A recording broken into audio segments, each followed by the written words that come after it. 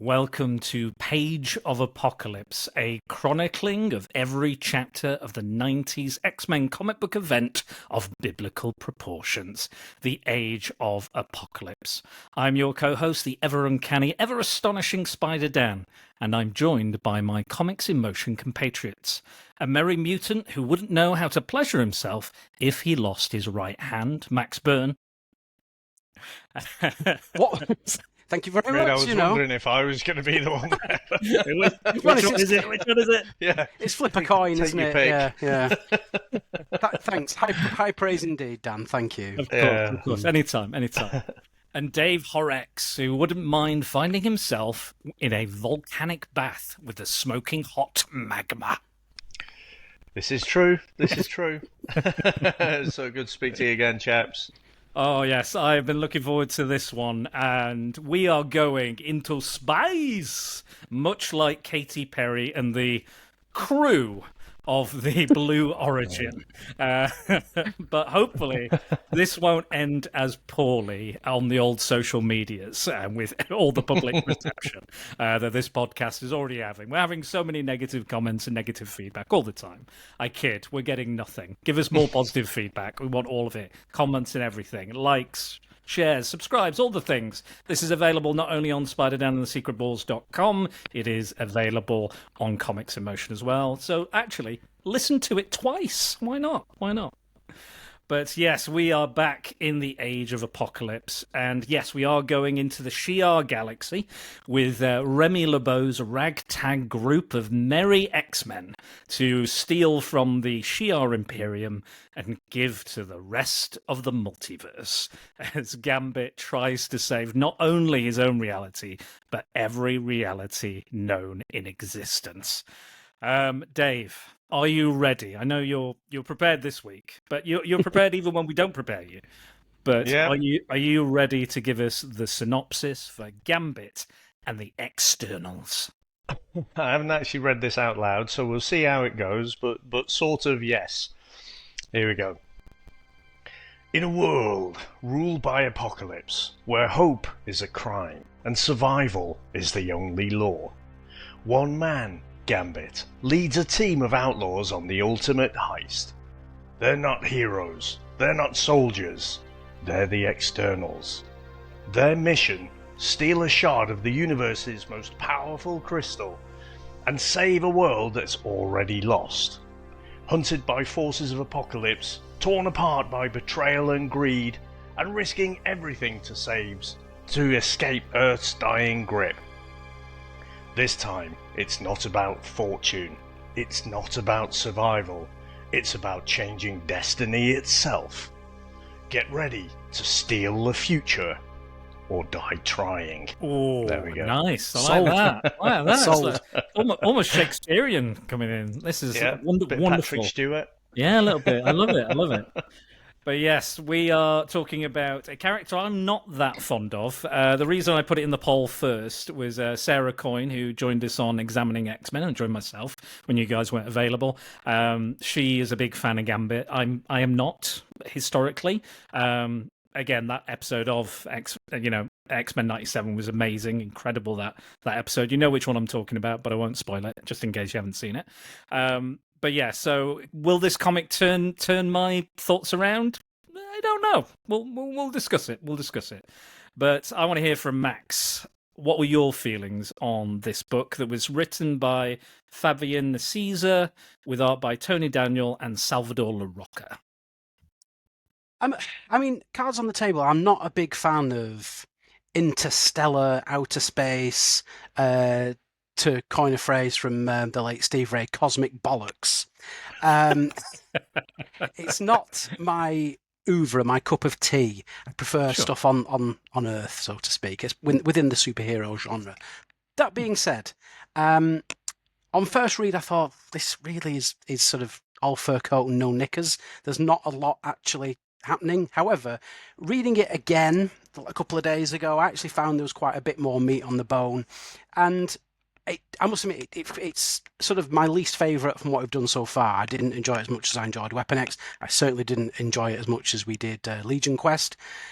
But it's okay. There's some good stuff in it. I just don't think it's top tier compared to what's come before. Judged on its own merits, it's not bad. It's not bad. I think I'm in the same camp. I think I don't mind. I know Dave isn't a big fan of the Shi'ar stuff either, but I do consider that classic X-Men because that is like Dave Cockrum. It is Chris Claremont. There is no getting away from it. I think since that's been introduced into the X-Men lore, and again even before then, they would fight aliens on occasion. Like Lucifer was an alien who not the devil, but a character called Lucifer. He was the original one who kind of, Xavier lost the use of his legs while fighting that character, Lucifer. He was an alien, and, there's various other... The Znox was like the Neil Adams thing at the end of the original run before it got cancelled. That was like a big thing, and Xavier came back from the dead to fight them. So it's not out of the realms of kind of possibility. And I think for me, like...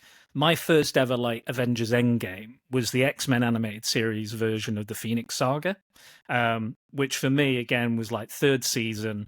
You've done all the groundwork, you know the characters, and they just delivered such an epic, And I was watching this in my grandparents' kitchen on a tiny TV, the Grand Phoenix Saga, this cosmic epic, and I was still like absolutely won over and bowled over. Like it was a 5-parter. And it ends on such a sad, tragic note as Jean takes the Emkron crystal into the sun, like seemingly sacrificing herself for the entire, multiverse again, all of reality to stop D'Ken from using it. So I think I have some kind of nostalgia for that world and the characters, and like Dave Cockrum was a big fan of Legion of the Superhero, so all of the Imperial Guard are based on members of the Legion of Superhero. You can see each and every one. Like Gladiator, whose name is not his code name, but his real name is Cal Arc. Who could that be? See what we're doing there? Kal-El and Clark Kent, maybe. I don't know. But yeah, so I think I don't feel quite as harshly towards those characters in the space. I love the Starjammers and Corsair and Cyclops' dad and everything. I love that element as well. I do really like Lilandra as a character as well. I think she's very interesting. Again, not always great, the storylines, but I always find it interesting the role they play in the larger universe. There was a great event that Avengers did in the 90s called Operation Galactic Storm, which was the Kree versus the Shi'ar war, basically, and the Avengers caught in the middle, which is an absolute classic banger for me, big epic as well. And they do crop up, and it's usually quite interesting. But yeah, Dave, what are your thoughts on this one? So this, not just this mini-series, but obviously the conversation we had last time as well, it got me to thinking, why do I just not like the Shi'ar? Because I feel like I should do. I love sci-fi, love things like Star Wars, and I don't actually have a good answer for you, but I have been on that mental journey of thinking, why don't I like it? And the closest thing I think I got to in terms of a conclusion is, they're never central to the story. They're always just part of someone else's story. And especially, it's interesting. I hadn't realised what Gladiator's name was. But whenever he pops up, I'm like, oh, for fuck's sake, I just don't care about him. Like, massive overpowered character, but seems to always be on the losing side or a bit misplaced in terms of, he'll fight for the Empire, whether they're on the right side or the bad side. But Lilandra, don't really care for. D'Ken, don't really care for. I'm not fully at the end of the journey yet from coming to a firm conclusion. Sure. But yeah, that was it. And I'm with Max. I mean, my favourite stories are always the street level stuff. I do love the big crossovers and...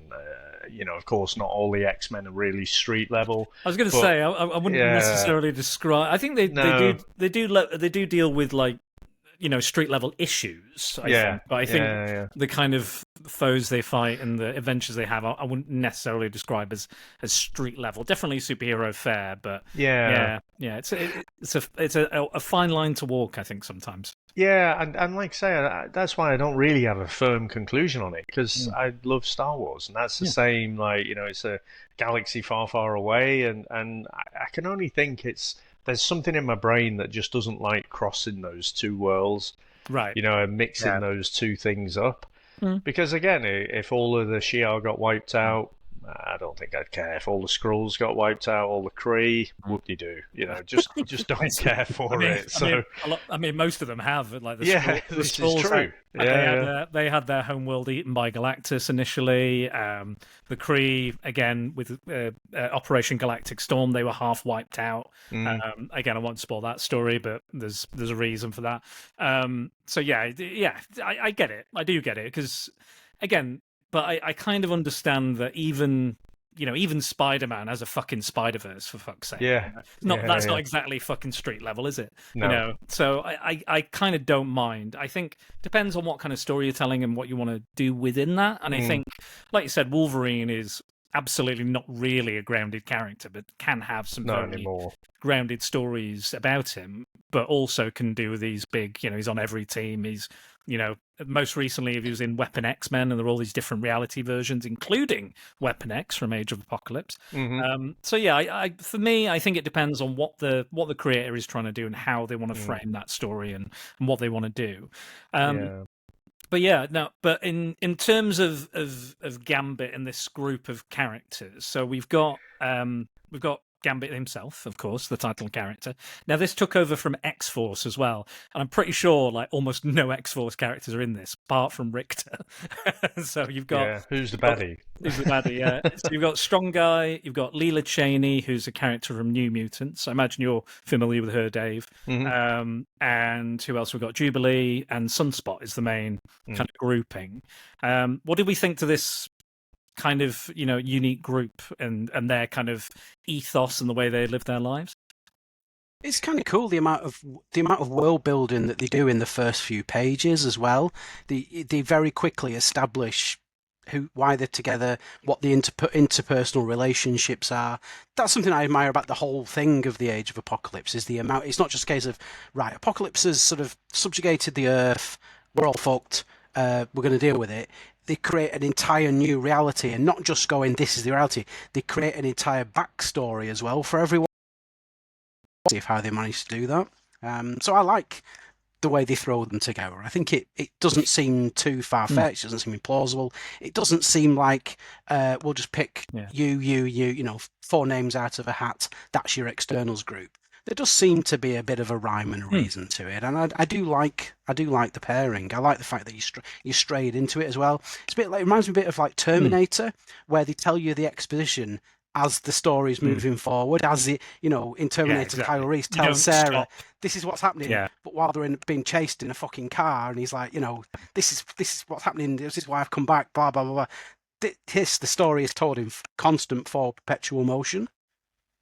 No, I agree. I think that's what the like Weapon X as well did it really well. It just keeps going, keeps you on your toes. You have to kind of keep up, in a good way and in a bad way sometimes. But I think it's interesting that this kind of basically Robin Hood and the Merry Men type thing going on. So they're trying to protect and supply, medicine and food to the humans that are considered, the poor, stealing from the rich and the entitled and the powerful and giving to the poor. And like Jubilee talks about how so this is a reference I missed actually, and it is a reference to one of her teammates in Generation X, which is Everett Thomas, who is Sync, who can sync with other people's mutant powers. And she said it inspired her to join the X-Ternals because he died. He was killed by the Infinites. And she, even though she knows that and feels that, she doesn't use her powers in a lethal fashion. She refuses to do that, which I thought was quite an interesting little element to her character in this. Apparently she was going to have a pet falcon as well at one point. They nixed that idea because they couldn't think of a good reason for her to have one. And I was like, don't think it really suits Jubilee. Fireworks and party girl. I don't know if a falcon all of a sudden matches with her character, even in this very different reality. It's bizarre. But yeah, it's a very interesting kind of group. I guess Sunspot was also in X-Force, actually, thinking about it. And New Mutants. New Mutants became X-Force, didn't it? Yeah. So, yeah, absolutely. And Richter was kind of in the New Mutants as well as it progressed, as it changed over. And speaking of Rob Liefeld, I do think the first 2 issues, the second issue especially, gets into kind of really bad '90s artwork for me. I felt like it was really like the first issue I didn't mind so much, but then the second issue I was like, Jesus, this is hard to look at. Very, and I don't know what quite changed because I got to the end of the second one and I'm thinking, oh Jesus Christ, this is hard work. And there is one little panel in particular where Richter is holding his hands up and he's got this tiny little waist and he's got the back of Arnie's and he just looks ridiculous. And I'm like, wait till I speak to Dan and Max. I'm gonna fucking launch both barrels at '90s comics. But to be fair, issues 3 and 4 got way better. Yeah, Salvador LaRocca is an absolute. Yeah. When I was like, because I read the first two, I was like, fucking hell, another 2 issues of this. Yeah. No offense to Tony Daniel, he's still working to this day, and his art style has changed and evolved massively. And again, I think it was kind of. It's much like Herb Trimpe, who originally co-created Wolverine. His art style he adapted for the '90s because he wasn't getting much work, so he tried to emulate that gritty and over the top bombastic style of the '90s, the Rob Liefeld, the Jim Lees, and all that, you name it. So maybe it was that case that he was just adapting to what was popular at the time. I don't know, but it doesn't look good. There's even a panel where Oracle doesn't have any hair, where she has hair in all the other panels, and then one panel she's like, "We just didn't draw her hair." Okay. Great, fantastic continuity there. So and the thing is, that was the issue I kind of was looking forward to because it was like this kind of like ragtag group, the underdogs against the Shi'ar Imperium, the Imperial Guard, at their most powerful against the full roster of the Legion of Superheroes, basically. Oh, how's this going to turn out? It's probably my least favorite issue, the big battle issue. And there's a lovely splash page, which is a reference to the first time the X-Men met the Imperial Guard, which is like issues 107 or 109, 108, I think. So there's a lot of references to that storyline, that initial Shi'ar, M'Kraan Crystal storyline where Lalandra's introduced. All the Phoenix Saga, basically, that occurred in the animated series as well. There's a lot of references to that, and it seems to be mostly inspired by that. But I think Sunspot's fine in this. I don't... he's there. It doesn't really. I don't think he really adds much. Guido, I found a bit annoying, and then we'll talk about what happens later. Leela Cheney was interesting because she seemed to believe herself to be human until she wasn't. But yeah, I think Jubilee and Gambit are the ones I kind of gravitated the most out of the group. Yeah, Jubilee in particular had quite a central role to it, didn't she? And it was an interesting one. I mean, I say about liking the street level characters more, but I mean, Strong Guy is another one that I don't ever need to see. I do like particularly Peter David's X Factor run. Sure. I love that, but still, I mean, his name's sort of Guido for a start, and then his name is Strong Guy, and again, he's just such a '90s character. It's like giving a 12-year-old, draw someone really strong. Okay, there you go. His little tiny head, and so I didn't necessarily need him to be. It seemed to me like Gambit and all the other characters no one particularly wanted. Leftovers. Yeah, I did like, and I thought with Lila Cheney, her main role in it was to appear half naked most of the time. They seem to have quite gratuitous shots at times when she's discovering her powers and having all her clothes ripped off in that very strategic way. How did that happen? I blame Magneto. In Attack of the Clones, isn't it, where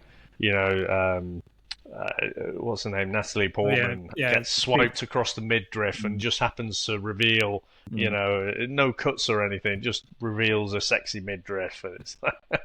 It was on that level or something. Yeah. Unfortunately, that is the case with these kind of comics. But we learn basically. So previously in X-Men Alpha, we learned that Gambit was trying to find Magneto. He was like, I need to find him. He went to Angel's nightclub and was like, I need to find him. You're the guy who has connections. Let's go find him. And there's a shadowy figure watching him, which is Richter in this, who is working with the Madri, who are, speaking of X Factor, Jamie Madrox, the multiple man. So his followers are these kind of religious duplicates of Jamie Madrox.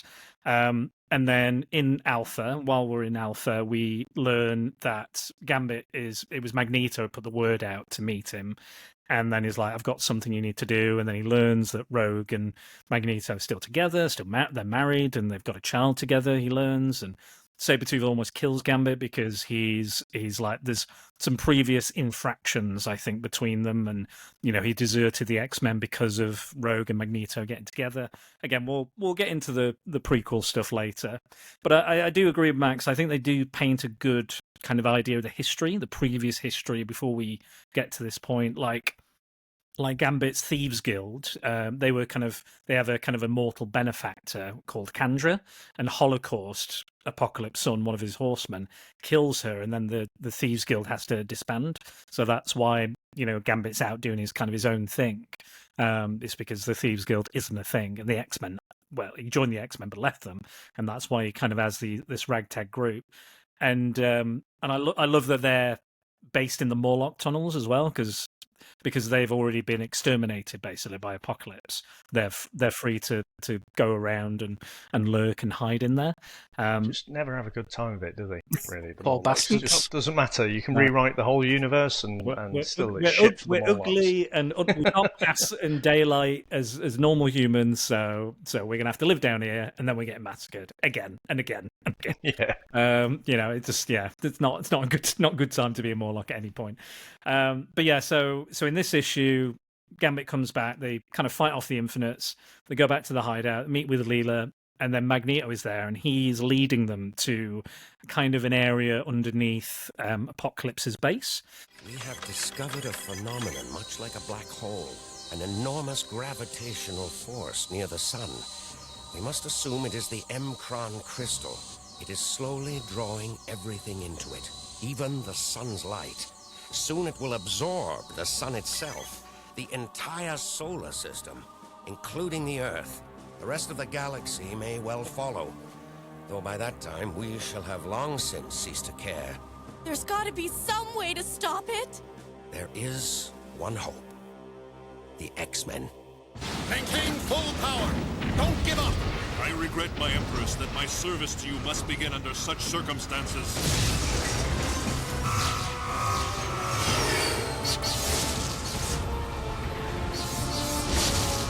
All is lost, Empress. Hang on, Shell. If this be our last ride, we take it together.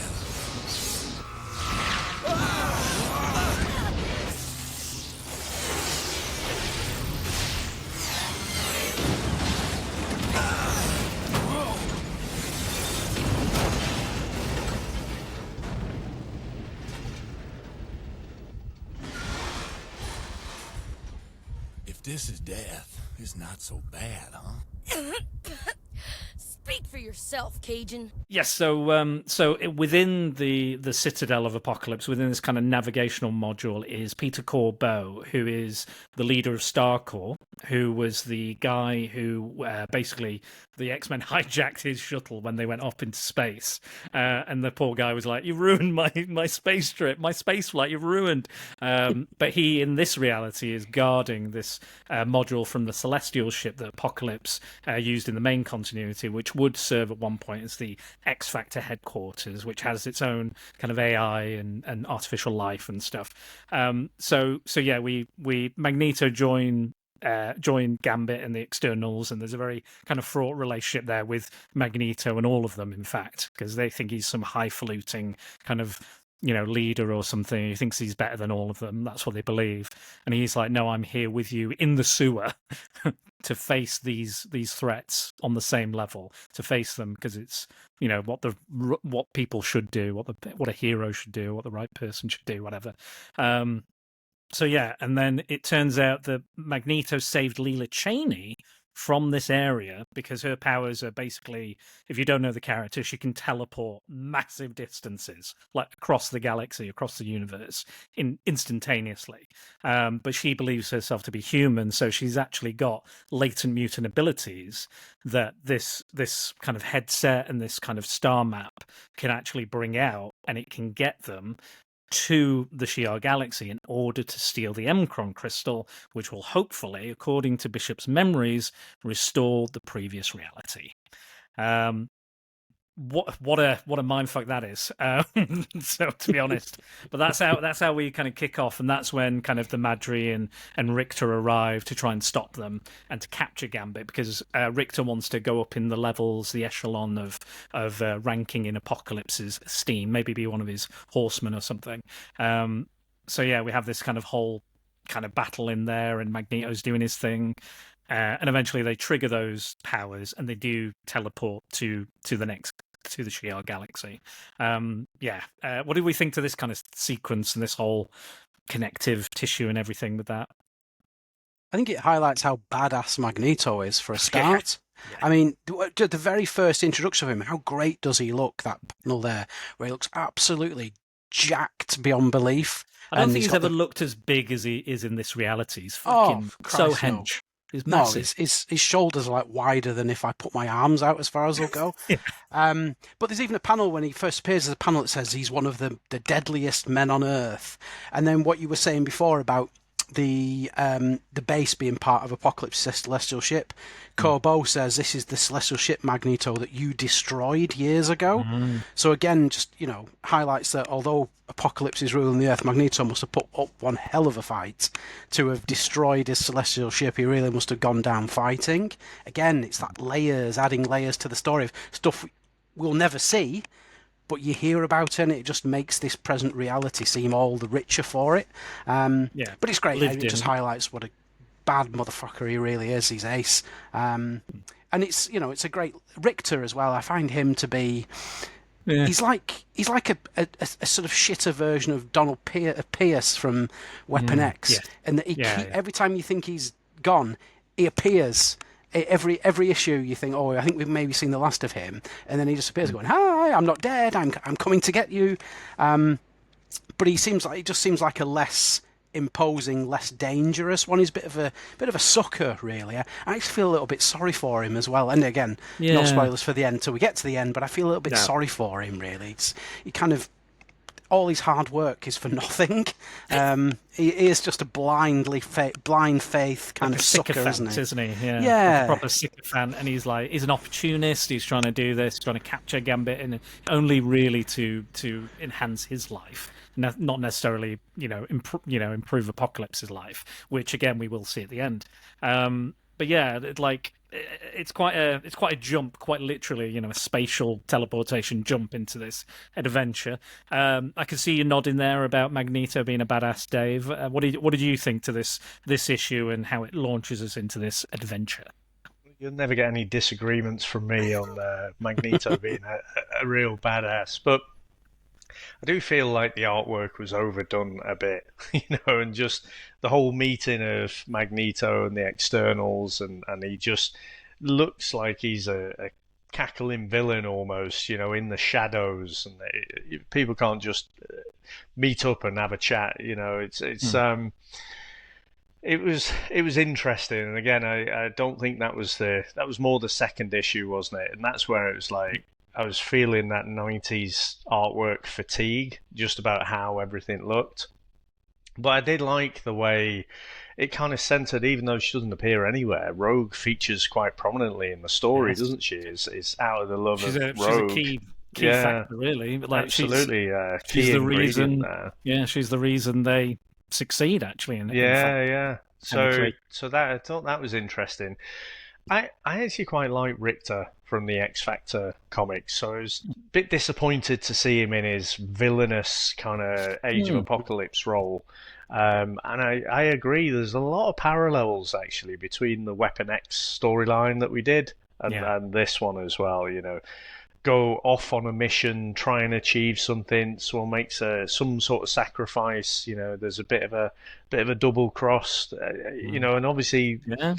these stories have to be architected. So I don't know if that's more coincidence or that's deliberate. Each of these miniseries as we go through, someone's going to be actually working on Apocalypse's side, so they're going to be, trying to help the goodies, but actually being a double agent kind of thing. So yeah, I did like the second issue, the way it all came together, because the first issue was more about the table setting, wasn't it? It was introducing the team, getting used to everyone's Age of Apocalypse characters, and then it was more about Gambit's agreement with Magneto, even though he should hate him, because he's stolen the woman he loves.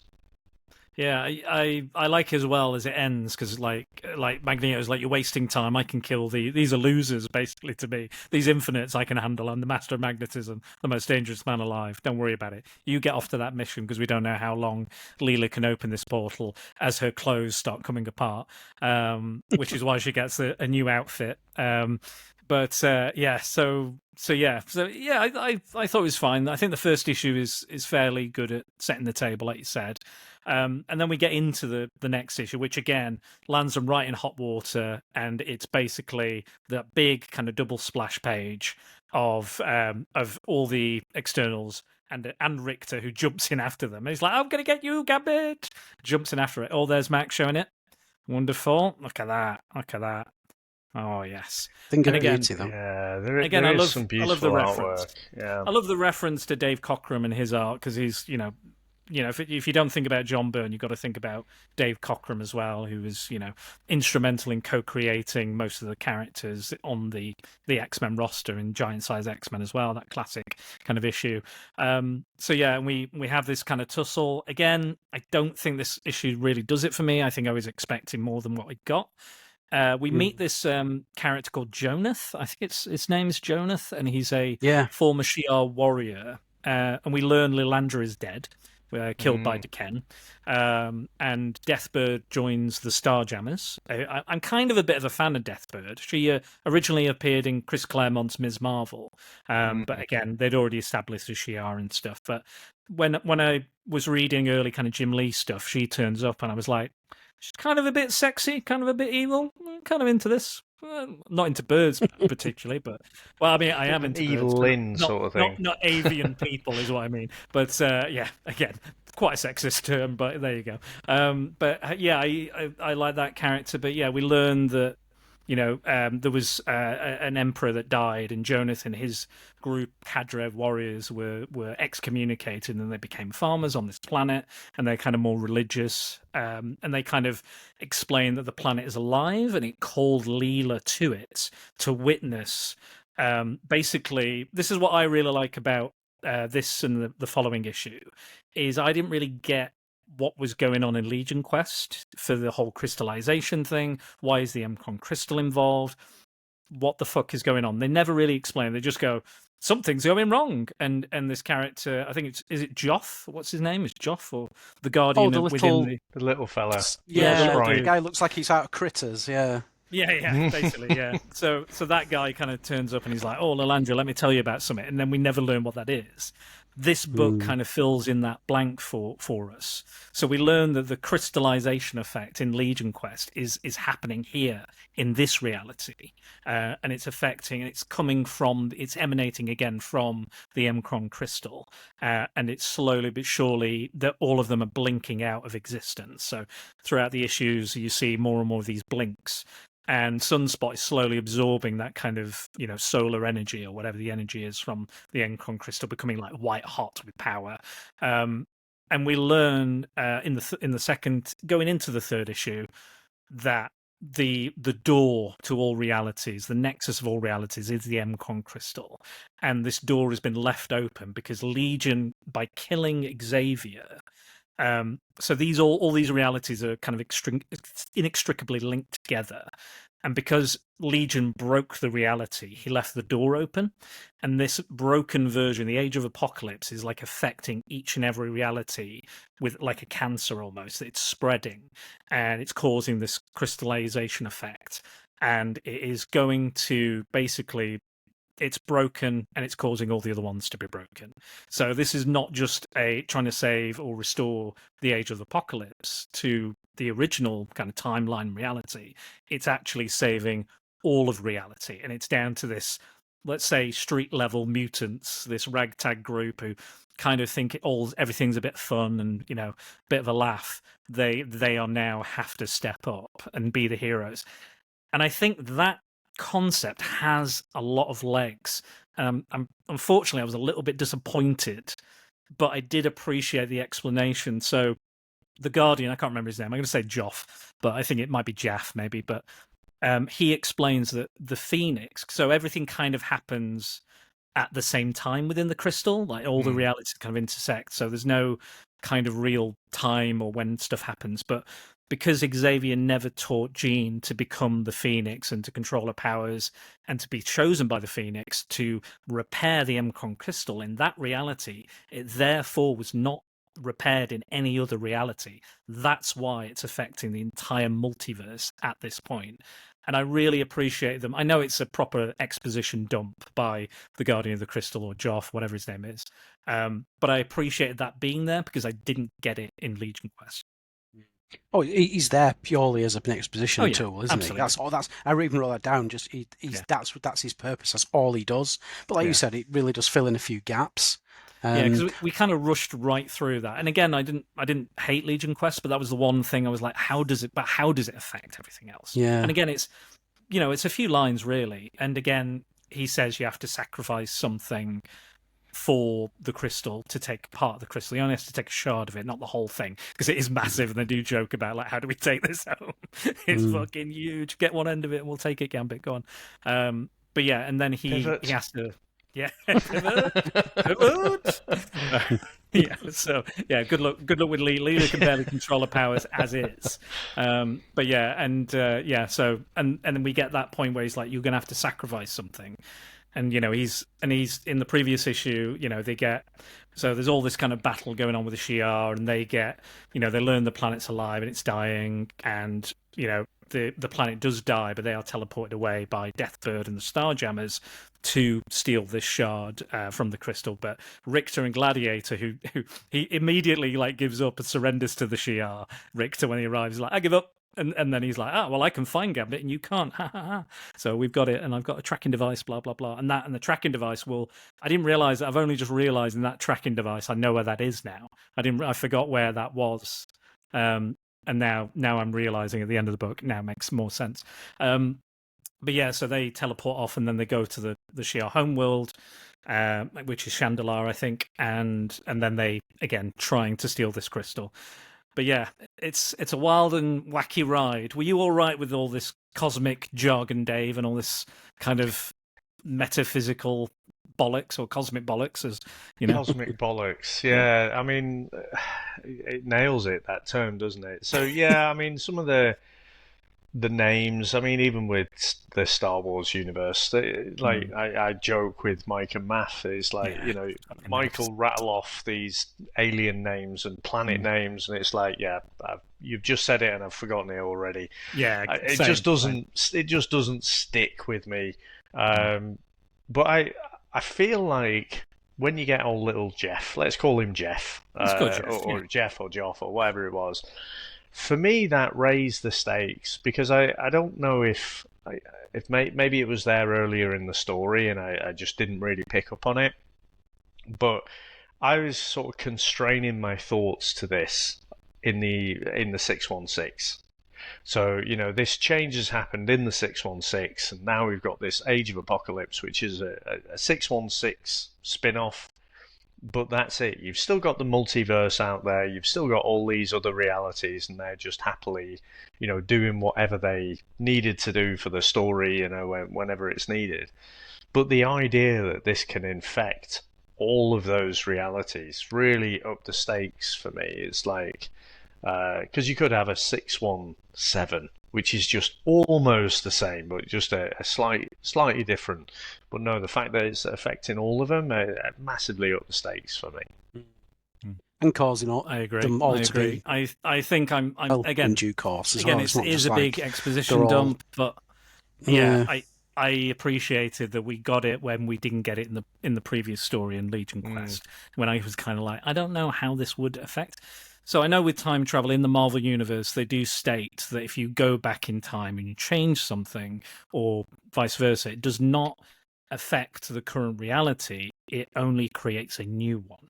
So like Days of Futures Past, when they succeed and they stop Senator Kelly from being assassinated, the Days of Futures Past timeline doesn't stop. They're like, what happened? They're like sat there cradling, Rachel Summers is cradling Kitty Pryde. She doesn't wake up, or she's about to wake up, and they're like, did anything change? What happened? And that's the tragedy of that, is that the reality is separated from the pre-existing one. The 616 reality has changed, but it hasn't. That's just a new timeline, or the same timeline, but their timeline is now divergent and separate, which is another thing. So it sticks with that kind of rule of the universe as well, whether it's alternate timelines or alternate realities. They kind of are somewhat sticking to the established lore and continuity of the Marvel Universe. Yeah, and then we get that big sacrifice from Gambit, which I thought was actually quite a good little moment, actually. And again, it's very subtle, it's not overplayed, but it's heavily, heavily implied that, because Jeff is Jeff, by the way, I double checked. Jeff, yeah. Jeff. But I'll keep calling him Jeff.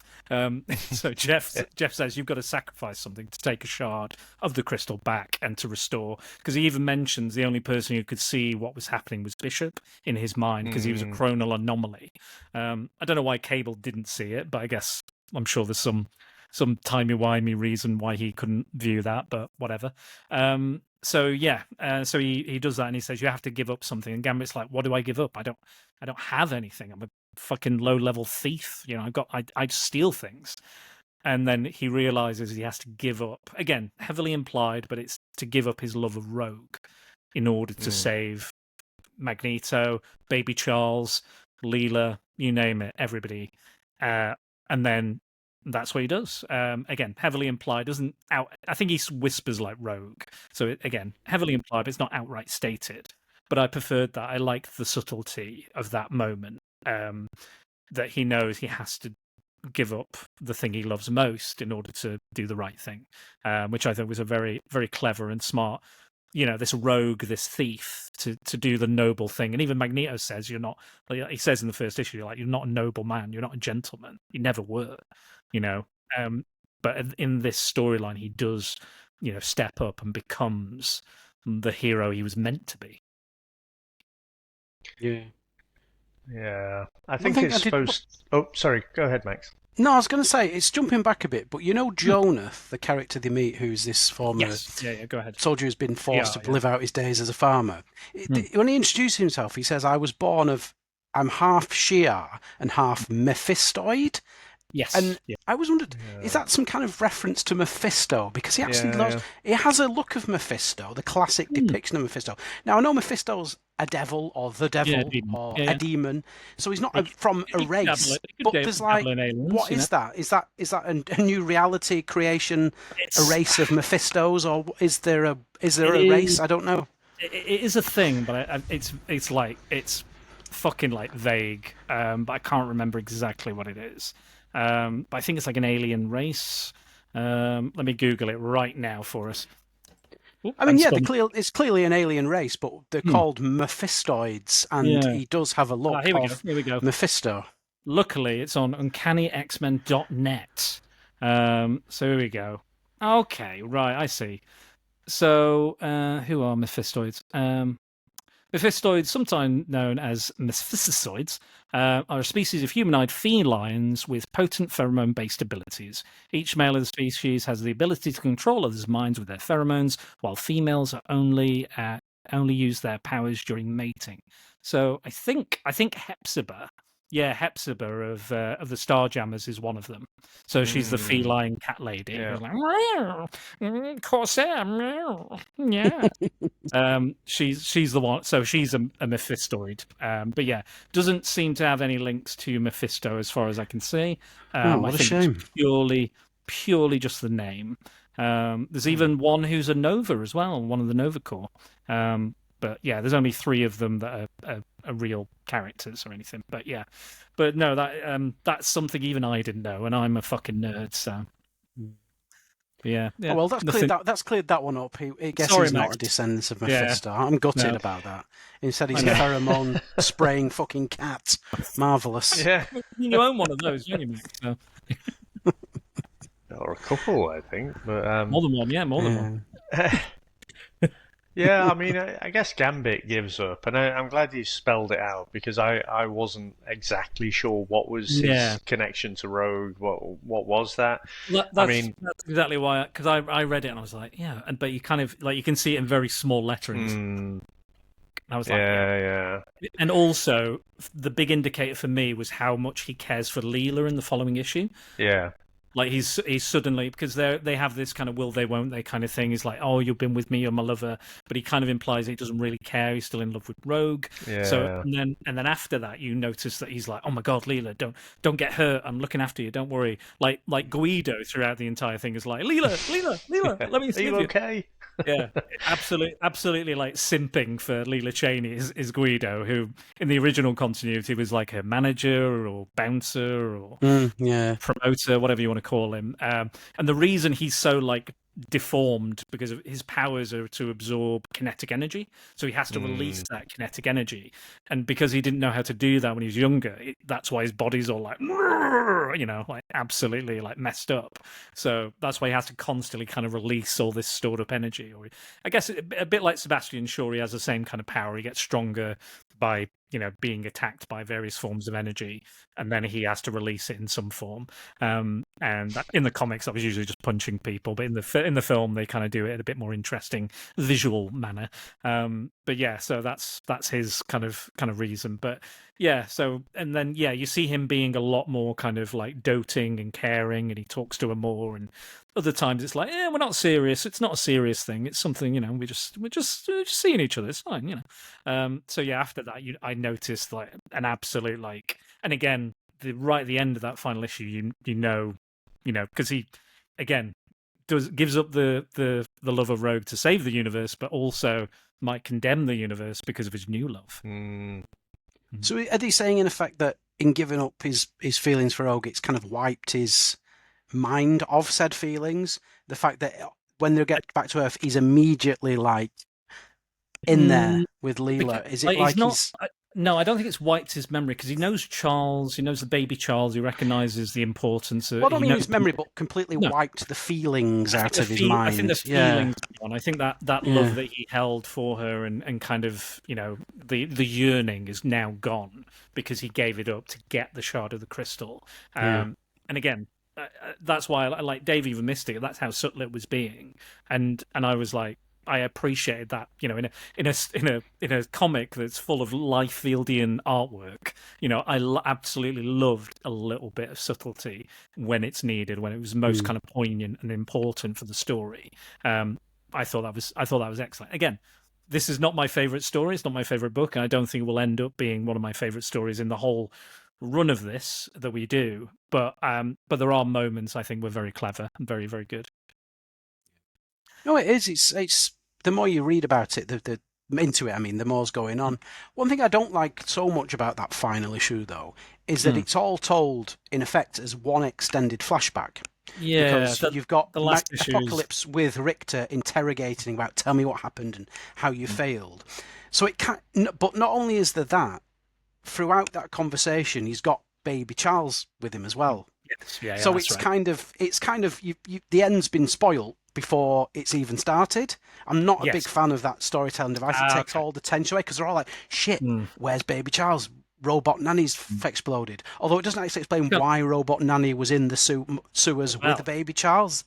You know, that will be told in another miniseries. I won't say which one, but yeah. So that nanny robot is actually again for another reference back to a kind of classic Chris Claremont and John Byrne issue where basically he was in the Arctic. It's when they get separated. Phoenix and Beast get separated. They believe the X-Men are dead, and the other X-Men find themselves in the Savage Land because they're in the Arctic. It melts, volcanic lava and magma go everywhere, and then they kind of get separated. But in that, Magneto has this kind of like thing that this trap that affects their nervous system, so they basically become like toddlers and they can't eat or speak or do anything. They can't access their powers.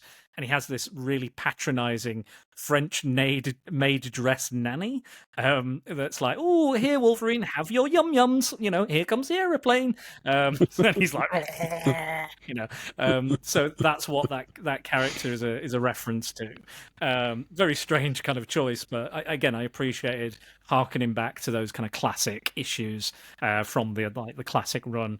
So yeah, yes, we will see that story, but we do meet Dazzler and also Exodus, who is part of the X-Men in this reality, but was actually a follower of Apocalypse in the main reality, which kind of flips things around. But they are looking for Baby Charles, as Baby Charles has gone missing. And Gambit and so Lilo's managed to teleport everyone back to Earth. They're back in the Morlock tunnels.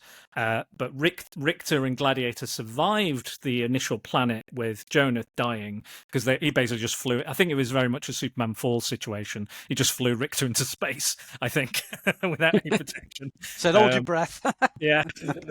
We're gonna fly to that other planet. Here we go. Yeah. So, and then while on the planet, while that crystallization effect is occurring and sunspots becoming more powerful, Gladiator gets crystallized. And before they get home as well, because Sunspot has absorbed all this energy, he can't join them back on Earth because the energies he's absorbed are too dangerous, the Mcron crystal energy. So he sacrifices himself and is left behind. So it is only Guido, Jubilee, Gambit, and Leela who make the return trip, and Richter as well, because he keeps jumping into all these portals. I'll get you, Gambit. But yeah, no, I agree with you, Max. I was happy to see Apocalypse, and I was happy to have that kind of interaction. But yeah, I think it kind of, again, I was kind of hoping that the end would be, again, the cosmic saga, and that would be the finale. Like the last issue, I felt like that was the finale almost, and this just feels like editorial mandate. You have to have this, and this has to lead to this, so we have to get to X-Men Omega, and you've got to put all the chess pieces in place. And how are we going to do that? Oh, a whole issue of just fucking about in the tunnels. Yeah, so the idea is that Gambit's given Jubilee the crystal. She's found Baby Charles. Guido's destroyed the nanny to get Baby Charles because it turns out Guido was found by Richter and he put a bomb in his head and says, "You have to work for me. If you tell anyone or do anything against my plans, I'll blow you up and you'll die." So Guido turns, and the tracking device that he was talking about in the previous issue, which I'm only just realizing on this podcast, was Richter's tracking device inside Guido.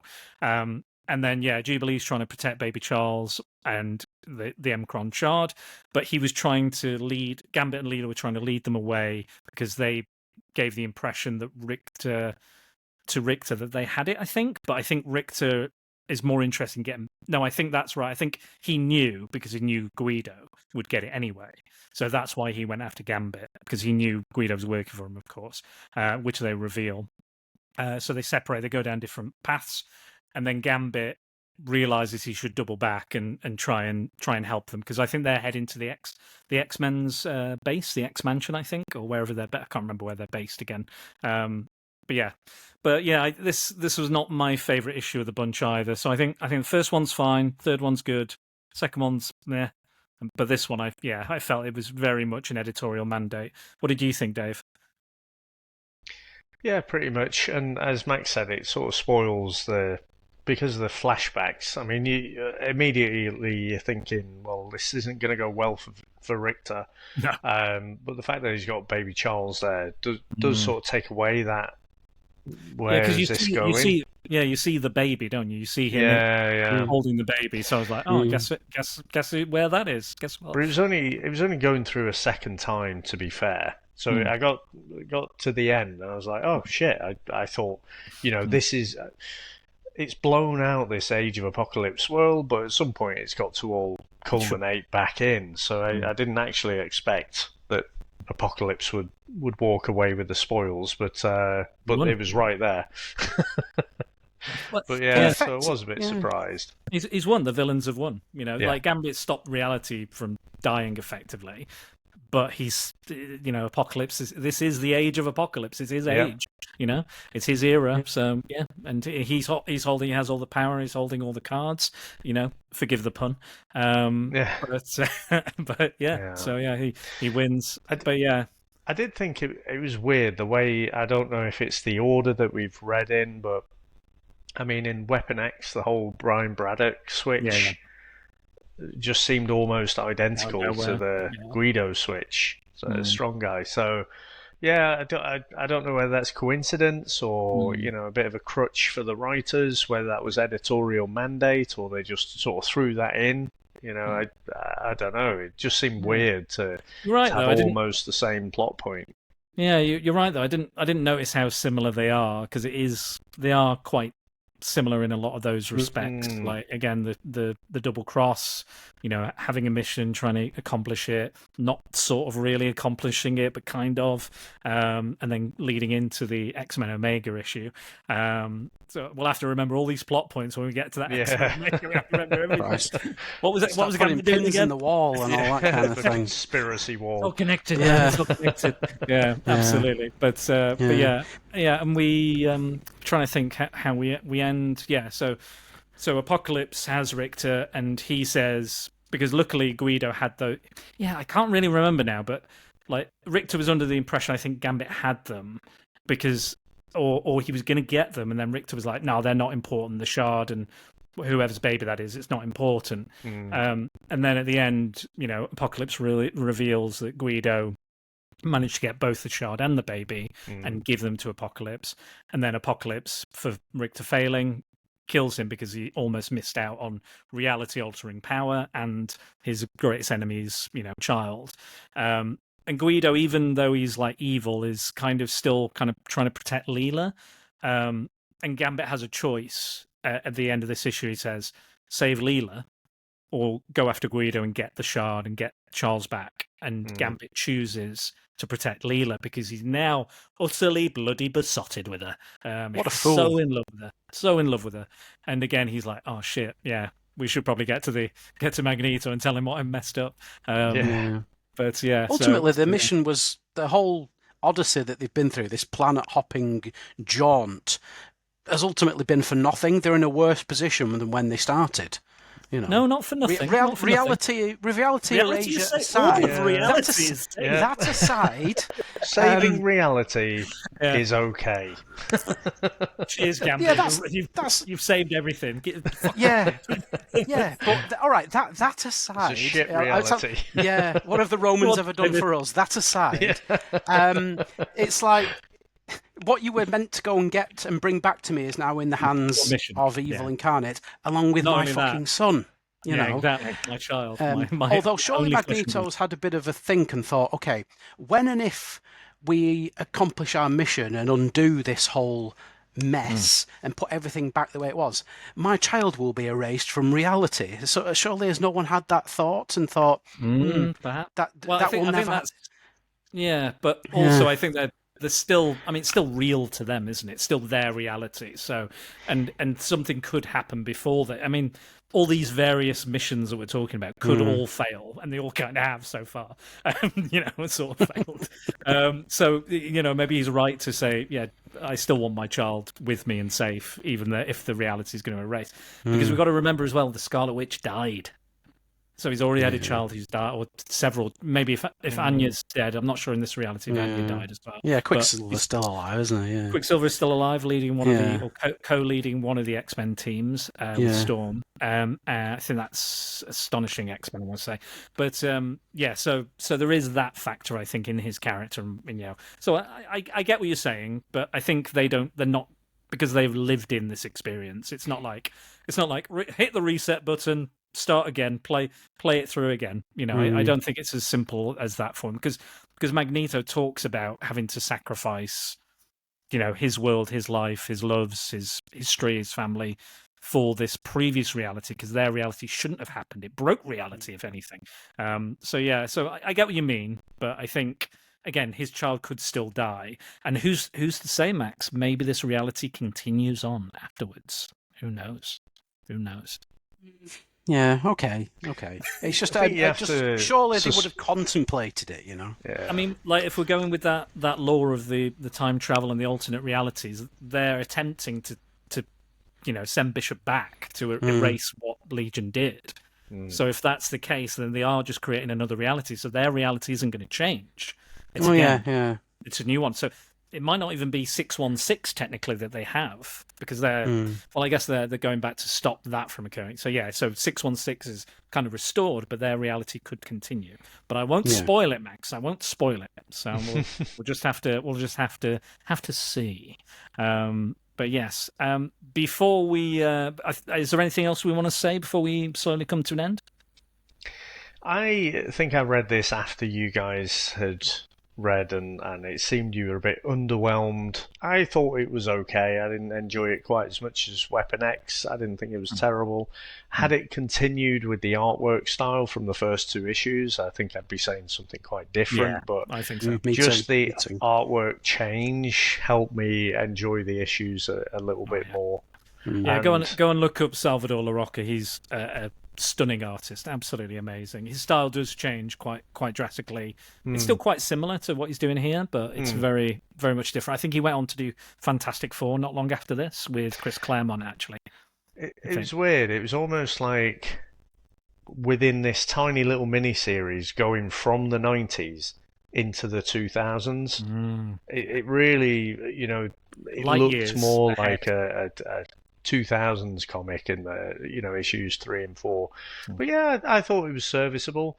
I thought that it didn't need to be called Gambit and the X-Ternals. Could have just been called the X-Ternals, or I don't know if that has extra selling power. I think Gambit's huge sort of 90s character, wasn't he? So maybe it was trying to increase the popularity of the book, shift more copies, more units maybe. But yeah, I thought it was all right. I didn't not like it. Didn't love it either. Yeah. I think completely we agree all, with Dave. Yeah, 100%. I think across the board we're all in agreement, much like we were in the previous miniseries. We all loved that. Even with its flaws that we had. I think this one has more flaws and it feels more like. And again, like Fabian Nicieza is one of the classic kind of X-Men 90s writers. I'm pretty sure he was the guy, or it was either that or Scott Lobdell, who took over immediately after Chris Claremont finished. So they're like the X-Men guy after him, after his 11, 12, 20-year run, or however long it was. Created all those.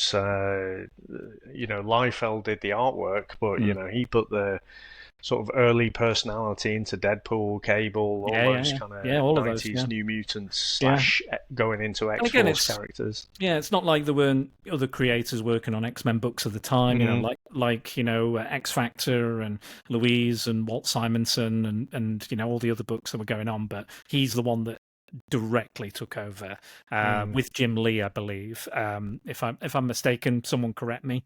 But yeah, I believe that was the case. So I'm the same. I think it's fine, not great, not perfect. Again, it has some good. I think there's some good issues, some good elements and story beats and character stuff in here. Again, like Max says, the world building and the previous history being kind of filled out for us each time, and knowing where these characters are and what they did, and possibly where they could go or what's happened to them to make them like this is also very, very interesting. So yeah. No, the sheer amount of planning that must have gone into that, and to coordinate against several concurrent titles as well at the same time. You can, like we've said about, we can kind of forgive it upon as them well. by editors. We can kind of forgive it as well. It's an undertaking and a half. Yeah. Like nowadays, they would be planned years and years in advance, these things. Like that was like, no, we're just going to do it. We're just going to fucking go for it.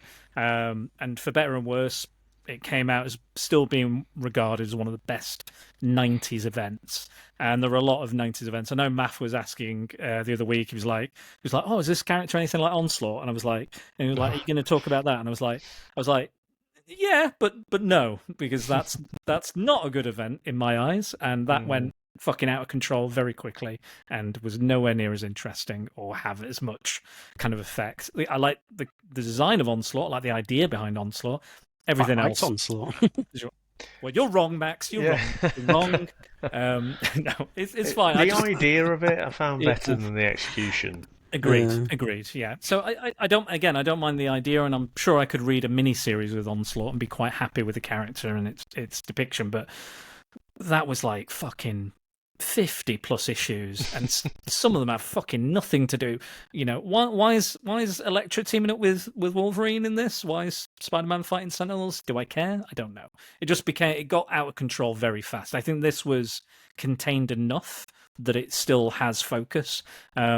Don't get me wrong, there are issues and other spin-off-y things and stuff, but I still think this was kind of, they knew exactly what they were doing, and they had people at the helm, be it editors or writers, artists, that knew what they were doing and where they wanted to go with it and what would come after as well. But yeah, for me, Onslaught was not a great event. I read it on Marvel Unlimited a few years ago, and I was like, I can leave this quite easily, quite happily. Yeah. Again, a few cool moments in there, but yeah, not for me, that particular one. Yes, anything else we want to say? Any characters or anything we want to mention? Or... Just say about the creative process that you just alluded to there. I mean, we take for granted, don't we? So now, you know, we're communicating over the internet. If we needed to drop files to each other, oh, hey, check this or whatever. This is mid-90s, so it's all telephone calls. Beepers. Pages. You know, actual letters. You know, the scripts were probably actually posted through, so it makes it more impressive when you think about the technology of the day to actually knit all of this stuff together and have that coherent release schedule, and you know, it is an impressive feat. And again, it's what made the MCU so popular, is making cinema goers in love with the continuity and the idea of shared history and referencing things and stuff like that. That's, you know, the bread and butter of comic books, and that's exactly what Feige knew and said, if we do this and we keep it, you know, continuous and, you know, again, play around with it a little bit, but still keep it consistent, then, you know, they did gangbusters and still are. You know, Thunderbolts is out this weekend, and, you know, they're still making money off it and stuff. So we shall see. But as we come to an end, I'm going to reveal the next book we will be doing. So let me find it. Here it is. So we've gone from Gambit and the X-Ternals, but now we're going right back to the main X-Men team. So I believe this took over from Uncanny X-Men, and it is Astonishing X-Men, and it is the Rogue-led team. So Rogue is taking her various, I think, Sunfire's there, Morph, I think Sabretooth, Blink, and a few other characters. Their mission in this one is to stop Holocaust, who I mentioned earlier, the son of Apocalypse, from culling humans. So that's his mission, is just kill all the humans, which, with a name like Holocaust, makes a lot of sense. That was a name that they did change because of some complaints, which is, I understand. I think they changed it to Nemesis, I believe. Yeah, that rings more of a bell. Yeah, probably. And there was another character in the main continuity who was called Genocide, who was basically another version of Holocaust. But yes, so we will see how the X-Men deal with that, and how Rogue deals with, you know, Holocaust and his culling of the human race. And can any of them stop Holocaust? You know, that will be a question for next time in Astonishing X-Men. So go and read that. Available on Marvel Unlimited. You can buy it digitally, or you can try and buy it physically, like Max is doing, getting all the single issues or the very small kind of TPBs, the gold covers and everything that are being put out. But yes, thank you again, guys. This has been amazing. Again, this is available on Comics in Motion, on their YouTube channel, on my YouTube channel, and available on both of our podcast feeds, wherever you get your podcasts from. So follow us again and join us for the very next chapter of Page of Apocalypse.